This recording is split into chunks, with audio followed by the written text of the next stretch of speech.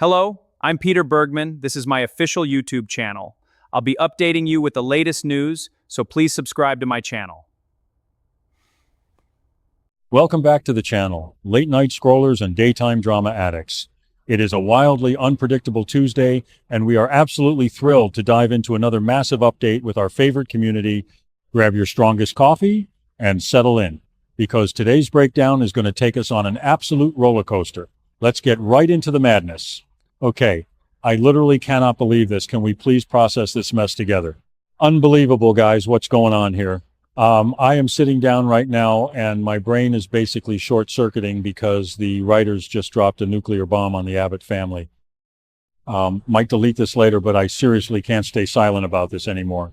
Diane Jenkins, the undisputed queen of fake deaths, manipulation, and returning from the grave to ruin everyone's lives, has somehow just stumbled onto the absolute darkest, most twisted truths about Jack Abbott. Yes. That time's Jack Abbott, Smilin' Jack, the so-called moral compass of Genoa City, who has spent the last 2 years lecturing literally everyone about forgiveness and redemption. Listen, I have been watching this show's lore for years, and this is the kind of lore-shattering climax that completely destroys everything we thought we knew.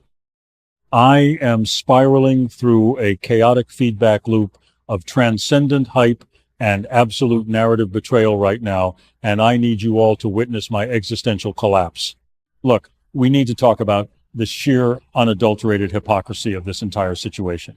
Basically, Jack has spent the last decade riding his high horse, looking down on Victor Newman, looking down on Phyllis, looking down on Ashley, and basically acting like he is the patron saint of second chances. He stood in the middle of the Abbott living room, fighting off his entire bloodline to defend Diane, painting her as this poor, misunderstood victim who just made some mistakes. But suddenly, the curtain is pulled back, and Diane is the one looking horrified. Honestly, it is the most delicious, twisted irony I have ever witnessed. Diane discovering Jack's ugly side, his ruthless, cutthroat, morally bankrupt maneuvers behind closed doors is a total game changer. Wait, actually, am I saying Diane is innocent here? No, absolutely not. She is still a walking disaster zone, but the fact that Time She Times is the one clutching her pearls right now just proves how incredibly dark Jack's secrets really are. He is worse than her right now. Suddenly, we are thrown into this visceral, raw frame of Diane snooping around where she absolutely shouldn't be. Maybe she was looking for a pen. Maybe she was just being her usual incredibly nosy self, but she uncovers the absolute dirt on her golden boy husband. The dim lighting in the Jabot executive office, the heavy silence, the sheer terror washing over her face as she reads the files or overhears the conversation that exposes Jack's true nature. He literally thinks he is untouchable. He has been orchestrating things behind the scenes, crushing people's lives, maybe engaging in corporate espionage, or covering up crimes that make Diane's past look like child's play. Basically, Jack has been operating with the kind of ruthless malice that we usually reserve for a Newman, and Diane is standing there realizing that the man she married is not her savior, but a completely terrifying monster. It's a major flex by the writers to flip the script this hard, and it is low-key my obsession right now. Whoa, I've really gone off chasing butterflies into another dimension. I'm sitting here thinking about how Phyllis is probably somewhere in a penthouse, laughing her head off, drinking a martini and screaming, "I told you so," to anyone who will listen. Honestly, Phyllis deserves an apology tour from the entire town. But wait, bringing the signal back, let's stick to the script. We need to focus on Diane and Jack. This isn't about Phyllis. This is about the absolute dismantling of the Abbott patriarch. Listen, Jack's dark side isn't entirely new. We all remember the Marco Onicelli days. We remember his struggles with addiction. We remember when he left Victor for dead. But this current iteration of his darkness feels so much more insidious because it is wrapped in this suffocating blanket of self-righteousness.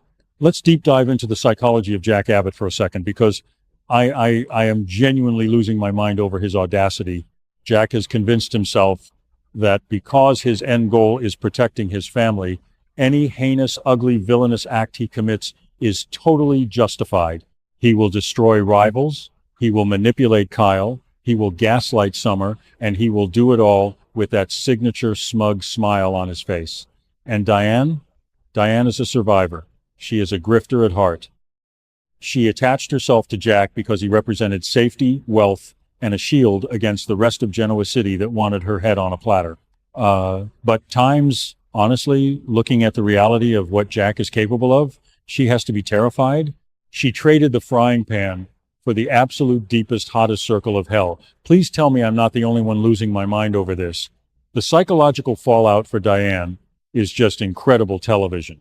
You can practically see the gears turning in her head in real time. She is trapped.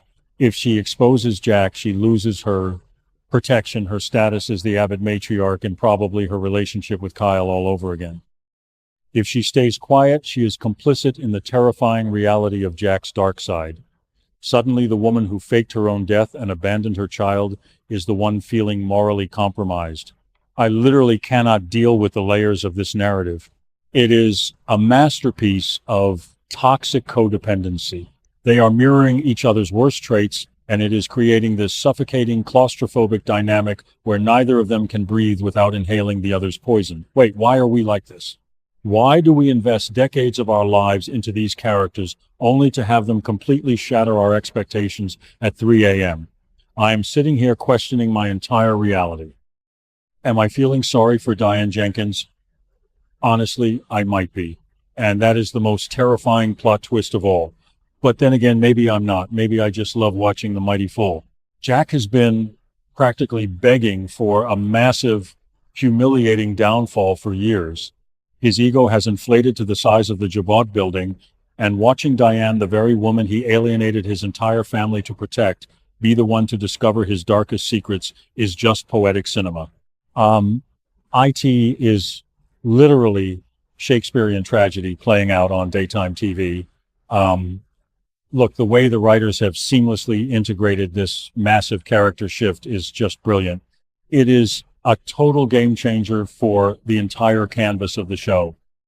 When this secret inevitably blows up, because times basically in Genoa City, secrets have a shelf life of about 3 weeks before someone accidentally blurts it out at Crimson Lights. The fallout is going to be apocalyptic. Ashley's going to lose her mind. Tracy's going to cry in the corner. Kyle is going to have another existential crisis. And Jack is going to have to look in the mirror and realize that the monster he has been fighting all these years is actually himself. I am completely drained. This grueling, decade-long journey with these characters has finally pushed me over the edge, and I am just dumping all this unedited psychic damage onto you guys because I need the hive mind to validate my absolute hysteria. The golden boy is dead, the villain is terrified, and the Abbott legacy is hanging by a totally frayed, miserable thread. Honestly, I don't know how I'm going to sleep tonight knowing that Diane is sleeping next to a man who might actually be the most dangerous person in town. If you are as deeply, fundamentally shaken by this dark side reveal as I am, please sound off. We need a support group for this level of narrative betrayal. Okay, I'm out before I completely lose my grip on reality. Thank you for watching my video. I will be updating regularly with the latest news, so please remember to subscribe to my channel to support me.